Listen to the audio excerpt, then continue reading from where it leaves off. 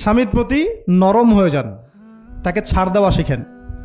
সবচেয়ে বড় কথা, তাকে মহব্বত করা তো অবশ্যই জরুরি, মহব্বতের চাইতেও বেশি জরুরি স্বামীকে বিশ্বাস করা এবং তাকে সম্মান করা। এমন কোনো কথা এবং কাজ না করা যেটা স্বামীর গায়রত বা ব্যক্তিত্ব আঘাত করে। আমি পয়েন্টটা হয়তো বোঝাতে সক্ষম হয়েছি। ভালোবাসা অনেক গুরুত্বপূর্ণ বিষয়, ঠিক আছে, কিন্তু ভালোবাসা শুধুমাত্র একমাত্র গুরুত্বপূর্ণ বিষয় নয়। আরও গুরুত্বপূর্ণ বিষয় হচ্ছে বিশ্বাস, সম্মান এবং আনুগত্য। বিশ্বাস, সম্মান এবং আনুগত্য। এখন বলতে পারেন যে আমার স্বামী আমাকে অন্যায় কাজে আদেশ করলে কি আমি আনুগত্য করব? কখনোই না। যখন স্বামী আপনাকে কোরআন সুন্নাহর দিকে আপনাকে ধাবিত করবেন, তখন আপনি তার আনুগত্য করতে বাধ্য, এবং এটা আপনার জান্নাতে যাওয়ার মাধ্যম বটে। এই হাদিসটা খুব ভালো করে মনে রাখতে হবে যে এই পৃথিবীতে কেউই আল্লাহ পাকের পরে সিজদা পাওয়ার যোগ্য না।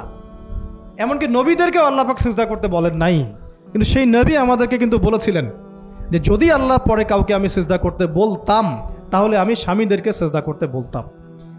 এটাকে তসলিমা নাসরিন স্টাইলে বুঝলে হবে না। ওরা এটাকে এভাবে নিবে যে ইসলাম মেয়েদেরকে দাসত্বের শৃঙ্খলা আবদ্ধ করতে চাচ্ছে, হ্যাঁ, আত্মস্বাধীনতা দিবে না ইত্যাদি। আমরা দেখব পরকালে আমি জান্নাতে যেতে পারছি কিনা।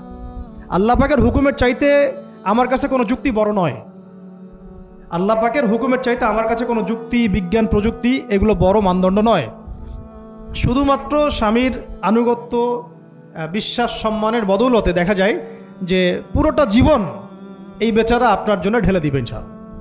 আর এই জায়গায় যদি দেখা যায় ঘাটতি থাকে, তখন কোনো কোনো ক্ষেত্রে ভালোবাসা যথেষ্ট হয়ে ওঠে না। এবং আপনারা জানেন এই শহরে ডিভোর্সের সংখ্যা দিন দিন বাড়ছে। কেন? এইগুলো মেজর কারণ আছে। হ্যাঁ, আমি বলছি না যে সব ছেলেই একেবারে পারফেক্ট, কখনোই না। ছেলেরাও যেমন সাহাবী না, মেয়েরাও সেরকম মহিলা সাহাবী না। কিন্তু সবর, আনুগত্য, নরম কোমলতার কোনো বিকল্প নাই। উভয় পক্ষের জন্যই নসিহতগুলো আর কি, স্বামীর জন্য এবং স্ত্রীর জন্য। আরেকটা বিষয় হচ্ছে যে স্বামীর পরিবার নিয়ে খোঁটা না দেওয়া, স্বামীর যে বাবা মা ভাই বোন এই ব্যাপারগুলো নিয়ে খোঁটা দেওয়া না দেওয়া বা খোঁচাখুচি না করা, এবং তার যে অবদান আপনার প্রতি এটাকে অস্বীকার না করা, কুফরি না করা। একটা হাদিসের মধ্যে নবী সাল্লাল্লাহু আলাইহি ওয়াসাল্লাম কিন্তু বলেছেন যে বেশিরভাগ নারীর জাহান্নামে যাওয়ার কারণ কি? সাহাবীরা জিজ্ঞাসা করেছিলেন, তিনি বলেছেন তারা কুফরি করে।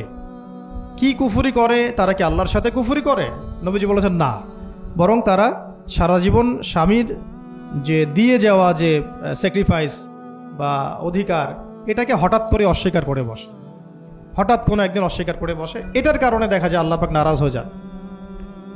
আল্লাহ রাব্বুল আলামিন তো একজন ব্যভিচারী নারীকেও জান্নাত দিয়েছেন মাত্র কুকুরকে পানি পান করানোর কারণে।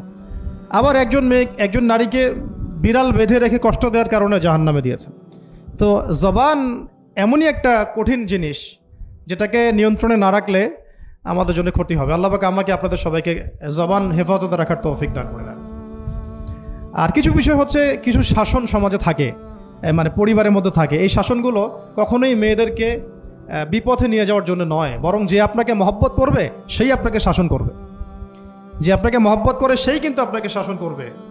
যার আপনার ব্যাপারে কোনো কেয়ার নাই সে কিন্তু আপনাকে শাসন করতে আসবে না। আপনি কোথায় যান তার তো কোনো যায় আসবে না। আর যে আপনাকে চাইবে, জোর করে টেনে নিয়ে আসতে চাইবে জান্নাতের পথে, সে কিন্তু আপনার উপর মাঝে মাঝে শাসন করতে পারে। ওই অধিকারটুকু দিতে হবে। আর আমাদের মেয়েদেরকে ওই মেজাজেও তৈরি করতে হবে। তো পারিবারিক বিষয়গুলোর ক্ষেত্রে আসছিলাম, এটা একটু পরে আবার আসতেছি ইনশাআল্লাহ, যে ইলমের সাথে আমলটা খুব জরুরি। এবং আমলের ক্ষেত্রে শুধু নামাজ, রোজা, হজ, যাকাত এটাকে আমি মিন করছি না। মিন করছি যে আমার বাবার সাথে সম্পর্ক, মায়ের সাথে সম্পর্ক, আত্মীয়দের হক আদায় করছি কিনা, প্রতিবেশীর সাথে রিলেশন ঠিক আছে কিনা, এবং স্পেশালি পরিবারের স্বামীর সাথে আমার এই বিষয়গুলো ঠিক আছে কিনা। তো এগুলো যদি ঠিক থাকে, অল্প আমল যথেষ্ট হয়ে যাবে ইনশাআল্লাহ তাআলা।